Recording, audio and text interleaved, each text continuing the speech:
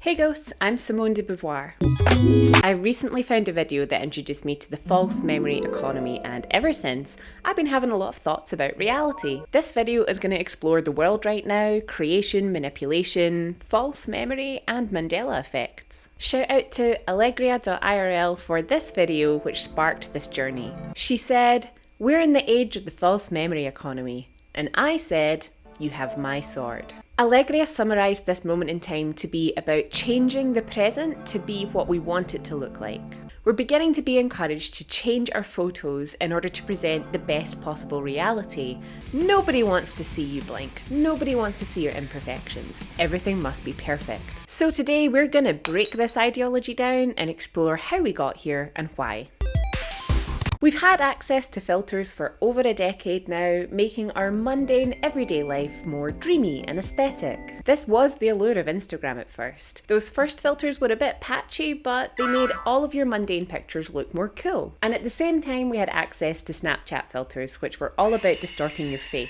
Along with the dog-human abomination, people also used filters that smoothed out their face and made them look more childlike. It was an easy way to hide blemishes, and it was kinda seen as fun because it came from Snapchat, and nothing in Snapchat is serious. However, then came Facetune. I wish Facetune was an app that turned your face into a musical instrument and let you play a tune. But alas, Facetune is a photo editing app where you can perform acute adjustments on your face that were previously only accessible on software like Photoshop. You could take the photo, change it up, and post it all in a matter of minutes. And it really took off. Facetune was launched in 2013, but circa 2016, it was everywhere. It was also common knowledge that the most influential people of all time, the Kardashians, were using Facetune to manipulate their bodies, smooth out their faces, and hide their horns and tails. I'll admit, I was using it too. I wasn't going as far as some people, but I was using it to smooth out my face. I found this photo of me quite recently. It's from 2018. I'm inside an igloo in this photo, and you can see that I used Facetune to make my jaw smaller and to smooth out my face. I stopped doing this in 2020, and I haven't used the app since. Mostly because my relationship with my appearance improved. I actually really love the lines on my face now. I think they give me character.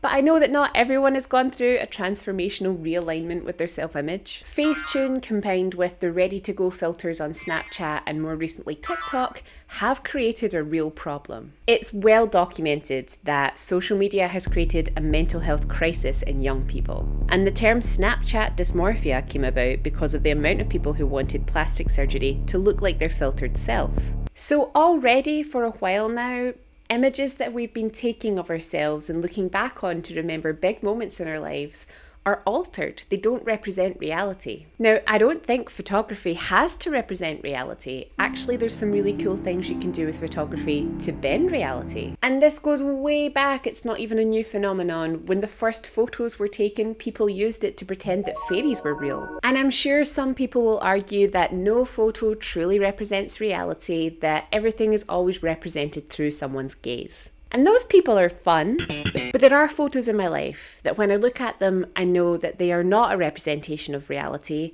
And in fact, because I changed them, I'm reminded that I was disappointed in reality at that time. But here's the next level. Instagram are introducing a feature where you can completely remove the background of your photo and change it to something else. Again, Photoshop did it. But given the popularity of altering the subject, altering the background will probably become just as accessible and normalised. Another concern is a new feature on the Google Pixel that lets you merge several photos together in order to get the best take. It's not far from a feature we already have where several frames are captured and you select the best one, but this specifically is about matching up the best faces. And it's where the magic of an awkward moment captured in a photo goes to die. What is the harm of capturing a photo where someone blinks or is mid-action? This is literally how memes are made. We love them. I personally don't see the value in changing photos to only portray perfection. But this got me thinking about how we engage with our memories. Why do we feel compelled to create perfection?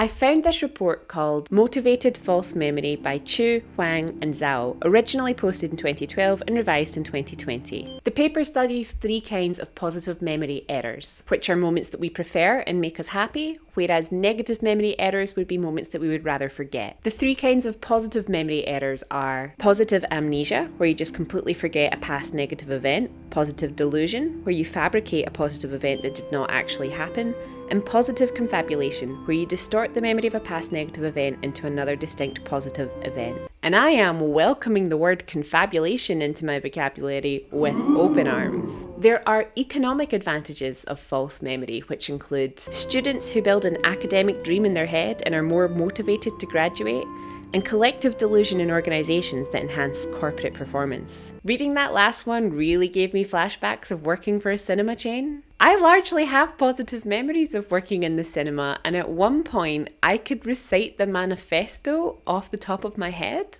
We believe in the power of cinema to whisk you away from everyday life and transport you to other worlds. The study observed that individuals selectively focus attention and interpret and remember information so as to enhance confidence in their abilities. Positive false memories give us more confidence because we believe we're better than we are. This was famously explored by Dunning in 2001, and the term Dunning-Kruger effect was coined to describe a phenomenon where the majority of people believe that they are above average at a certain skill, which is not possible.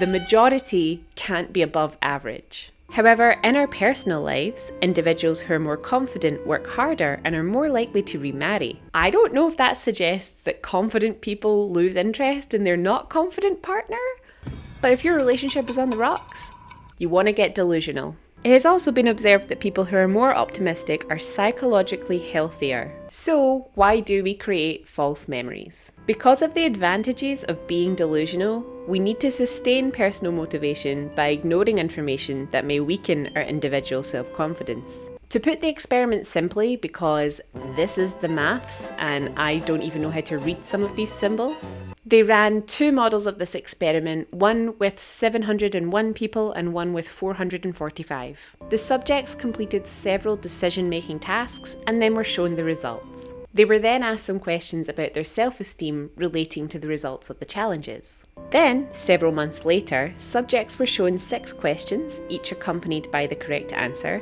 comprising 4 from the original test and 2 that were new but similar. For each question, the subjects were asked to recall whether they did it correctly, did it incorrectly, did not see it, or do not remember. The subjects would receive the equivalent of $1 if they recalled correctly. They would have $1 taken off them if they recalled it incorrectly, and they would receive nothing if they didn't remember. So misremembering or purposefully lying would be penalised. The overall memory patterns of the main set of subjects revealed a considerable incidence of amnesia, delusion, and confabulation. Basically, the subjects were overwriting, changing, or deliberately forgetting their negative results. And it has proven that people who exhibit false memory tend to create positive false memories rather than negative ones. But this doesn't explain Mandela effects, a subject that I've covered before. This is where a large group of people, usually in the thousands, can recall an event or detail that there is no evidence of. It's named after a phenomenon where thousands of people remembered Nelson Mandela dying in the 80s, when in fact he didn't die until 2013. But I have a theory on this. There's a great episode of a podcast called Reply All about the case of the missing hit. I have recommended this to so many people, it's such a fun listen. In it, a man can remember a song from the radio from 20 years ago, but he cannot find it online anywhere. He tries Googling the lyrics and he's searched everywhere he can think of for the song. So eventually he reaches out to the podcast and he sings it to them, but he does all of the parts of the song. Long before I held you in my dreams, you came and captured my imagination. So they help him recreate the song with some professional musicians, and they use this demo to find the real thing. But in the middle of the search, they speak to a woman called Susan Rogers, who was a producer for similar bands to this in the noughties and left the music business to go into research in academia in brain cognition. She listened to the song and she had a theory that the guy who was remembering it was actually recalling a mashup of songs created by his own brain. She said that when the brain is forming memories, it has to make a pattern of neural activity and tags that pattern with a protein, but the pattern is pretty fragile. She had experienced this with high-profile artists in her time, and in fact told an anecdote where Prince couldn't remember if he had written a song or not, and then also thought he'd written a new song, but it turned out to already be a famous song. So it's possible that we stitch together memories from more than one thing, but we frame it as one thing. And if other people do this too, then it confirms what we think is true, even though it's not true. Although I should say, they do find the song. Spoiler alert. So where does that leave us? Are we just going to continue down a path of low self-esteem, delusion, and confabulation? I don't think so. I think these editing tools will have their moment, but I don't think that we're going to be the last generation of people who look at photographs and think that they represent reality. There's been a huge resurgence in analog media, something that I've also made a video on. It's me. I'm the link between it all. But the reason that people like physical media and analog tech is the authenticity and ritual of it. I personally like taking film photographs because it's very active and I love the surprise of how it turns out. I want the moment to be burned into the film and not changed. I like the care and accuracy that I have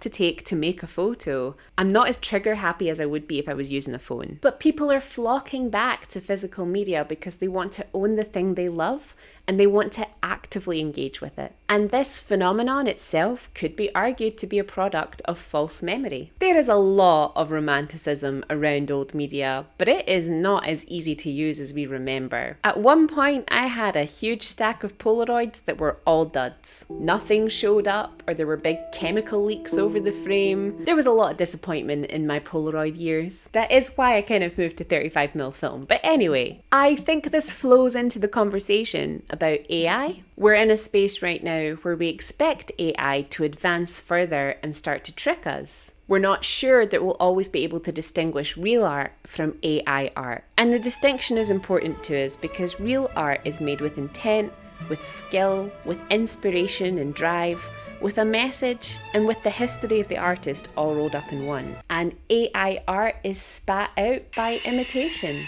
I think that authenticity is going to become more important than perfection. So thanks for watching today. I hope this wasn't too heavy. I tried to keep it digestible, but I know that it was quite a scientific topic.